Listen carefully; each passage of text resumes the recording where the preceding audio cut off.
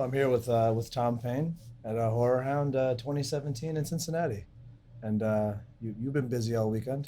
Yeah, it's been a good weekend. I only got in on Saturday, so I wasn't here for Friday, but I hear Friday was really busy too. Yeah. Oh yeah. And for Sunday, this is Sunday now. For those of you keeping track, it is also very busy. Yeah. Most conventions they kind of fold down. hmm Now, have you been doing many conventions? I have. I've done a bunch actually this past year, but HorrorHound Cincinnati was the first one I ever did last year.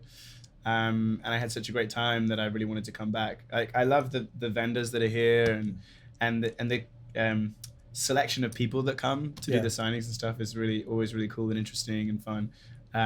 So yeah, I really wanted to come back this year, and I'm glad I did. Yeah, and being The Walking Dead, it brings in a whole different variety of fans. Right. Even I've been doing these for 10 something years of working, and I definitely see with Walking Dead, it will bring in people who would never ever come to a horror convention. And they always have a great time. Yeah. I was like, wow, this is something I didn't even know, and yeah, it's awesome.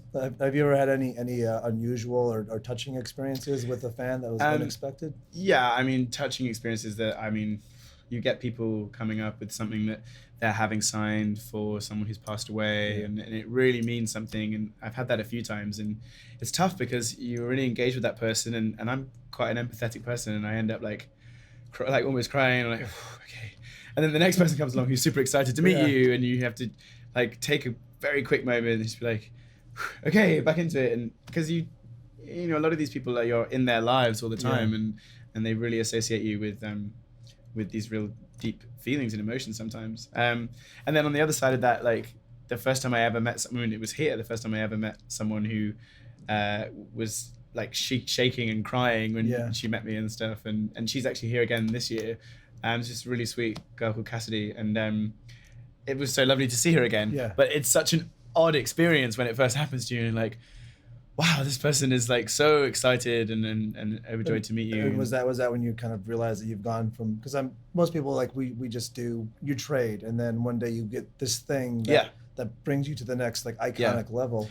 Yeah, but this isn't, I mean, The Walking Dead is kind of beyond anything that I would have imagined. Like you think that one day you might get a little bit of fame and some people might recognize you, but The Walking Dead fandom and the whole world that it's in is so passionate, and it's amazing. It's an amazing thing to be part of. And what I really enjoy is that everyone on the show is super nice and super great, and it makes the whole experience for the fans so awesome, because they know like they want to come and meet their family. You know, they want to come and say hi to you again, and we see the same people over and over again, and it's great, and it's so nice to be part of something that's really communal and shared with your audience. And having met a lot of Walking Dead cast, I like to say, keep up the good work, casting agent, because everyone I've met has been just fantastic. That's amazing. And oddly similar to their characters. Yeah, well, I think that's a lot to do with the fact that, so me personally, and I know a bunch of other actors on the show, I didn't know the part. I didn't know what I was auditioning for. They just sent a specially written scene completely, you know, outside of the show.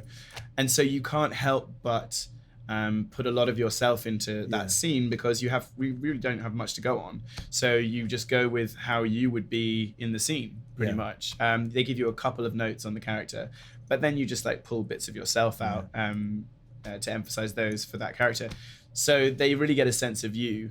And so I think they know what they want, and they know what the character requires. And whoever has those qualities just naturally can just walk onto the set and play the part, and they don't have to worry about it.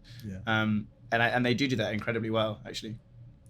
Now, and back to the convention scene, have you met somebody that you found yourself fanboying out, like geeking over? Yeah, I'm not someone who would consider myself to ever get starstruck or anything.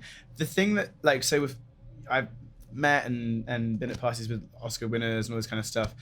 What I've found is it's the people from your childhood. So I was at a convention a few months ago, and my brother is a huge fan of Indiana Jones, and John Rhys Davis was there. I was like, oh, I've got to go and get an autograph for my brother John, because he played Salah, and like it's a huge deal. And so I went over and got one for my brother for his birthday. I was so pleased with that. And then John was like, oh, would you like one? I was like, oh yeah, sure, okay. And he started writing to me, and then he started writing about so lovely to have worked with you, and I started getting really teary. I was like, oh my God, what's happening? What's happening? And because I used to watch the Indiana Jones movies over and over again when I was a kid, and just to have that person like step out of the past and be there in front of you and writing you a personal note is kind of amazing, actually. So I'm sure that there'll be other people as well who I'll be surprised by from my childhood. So that's what's so brilliant about these things. Like, people come and reminisce. You know, they come to these things and see people who meant so much to them. Like Curtis Armstrong is here for like Revenge of the Nerds, and I was talking to him about it last night, and he said, "Yeah, we get these guys and girls who come up and say, wow, that movie meant so much to me." And he's been in everything too. So. And exactly. So it's just like this scatter shot of nostalgia for that guy. Yeah. It's really cool. Now, if you could meet, some people choose living, some dead, some both. If you could meet anybody at one of these shows, or even if you in your career work with somebody, who would that be? Well, at one of these shows, like if we're talking like living or dead, it kind of fits into my character right now as well. So I'd love to have met Bruce Lee. That would be awesome. I'd love to have met Bruce Lee at some point. And then I guess just from a youthful point of view, just to see him stand in front of me, I'd love to meet Arnie. Like, I think that Arnold Schwarzenegger. Oh, okay. That would be cool. Be like, because when I was a kid, it was, Predator was one of my favorite movies, and then all these other pictures that he made in the 80s and 90s.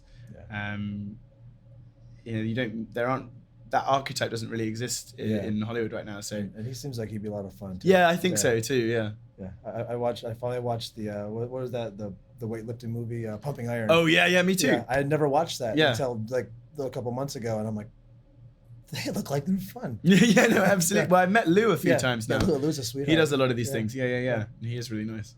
But yeah.